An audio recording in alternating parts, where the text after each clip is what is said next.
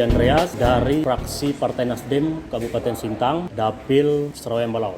Saya Agrianus dari pengurus Partai Golkar Kabupaten Sintang. Sekarang duduk di DPRD Kabupaten Sintang. Saya Harjono Bejang, Ketua DPD Partai Golkar Kabupaten Sintang. Beliau itu merakyat betul dan itu yang diinginkan oleh masyarakat Kabupaten Sintang ini. Di samping juga program-program itu yang memang cocok untuk Kabupaten Sintang ini dan harus dilanjutkan.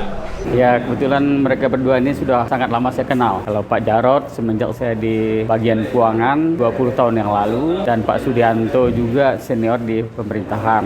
Saya sudah kenal. Dan kalaupun ditanya hari ini, mereka berdua memang pemimpin yang sudah banyak pengalaman baik di dalam bidang pemerintahan dan juga bidang kemasyarakatan. Saya mengenal Pak Jarod sebelum saya terjun ke politik dan sebelum saya menjadi salah satu anggota DPRD, ini sudah sangat dekat sekali.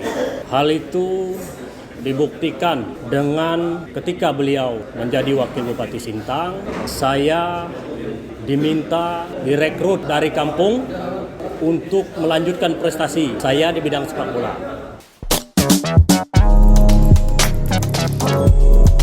Pesan kepada masyarakat ini kita yang pertama, RPJMD-nya sudah dibuat satu periode yang lalu dan ini akan dilanjutkan untuk merampungkannya periode yang kedua ini.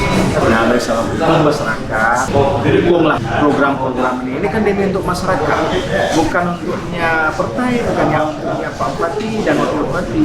Mereka bekerja, saya pikir full untuk masyarakat. Nah, kita dukung, kita beri kesempatan untuk menyelesaikan ini.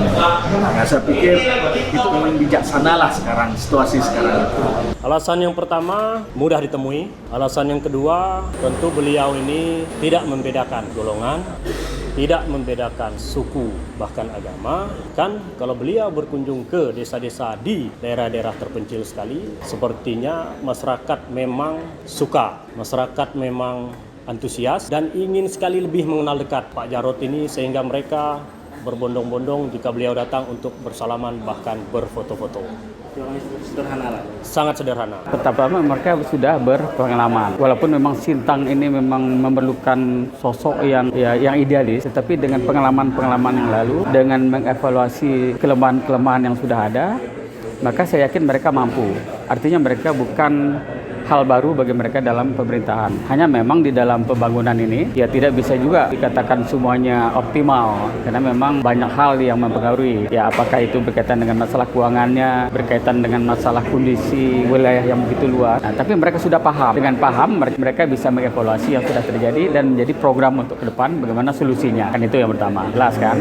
Mereka turun langsung ke rakyat terkecil pun mereka lakukan. Baik itu Pak Jarod sendiri sebagai calon bupati maupun Pak Sudianto. Pak Sudianto juga kebetulan, kalau Pak Jarod saya pikir kita sudah banyak mengenalnya, tapi Pak Sudianto juga beliau berkiprah di ekonomi kerakyatan bersama saya juga di pengembangan CU Bima dulu. Ya, jadi juga bukan hanya pemerintahan tapi juga ekonomi kerakyatan juga paham beliau.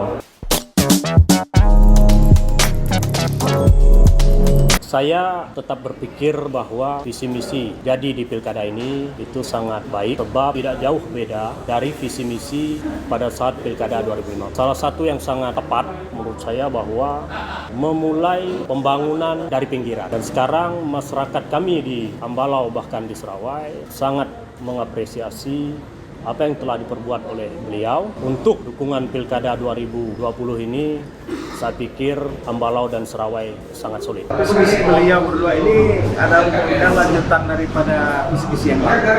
Visi yang lalu itu saya pikir memang sudah cocok dan harus diselesaikan.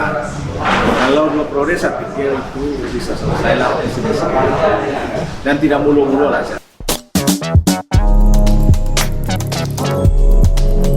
Tidak bisa kita pungkiri, di masa beliau ini banyak yang sudah diperbuat. Saya mencontohkan terkhusus kita di Serawai Ambalau. Di sana 4 tahun masa beliau menjabat, rumah sakit di Serawai terbangun megah, rumah sakit Pratama. Puskesmas di Kemangai sudah terbangun. Bahkan sekarang dalam proses pembangunan puskesmas di Kecamatan Serawai. Adapun infrastruktur yang lain seperti jalan, beliau sudah memberikan dari Termue sampai ke Kepala Jungai, dari Kemangai sampai ke Kesangi, bahkan tahun ini akan dilanjutkan jalan dari Nangasake sampai ke Keranganjua. Kita memerlukan infrastruktur jalan dan jembatan yang didambakan oleh orang kampung. Yang kedua, orang mendambakan adanya listrik. Sekian puluh tahun kita sudah merdeka. Kemudian juga orang mendambakan komunikasi lancar. Apalagi sekarang dunia pendidikan pun harus pakai media sosial. Nah, 3 hal itu memang didambakan. Nah, oleh karena itu ya inilah katakanlah yang harus menjadi prioritas keduanya itu nanti ketika sudah memimpin.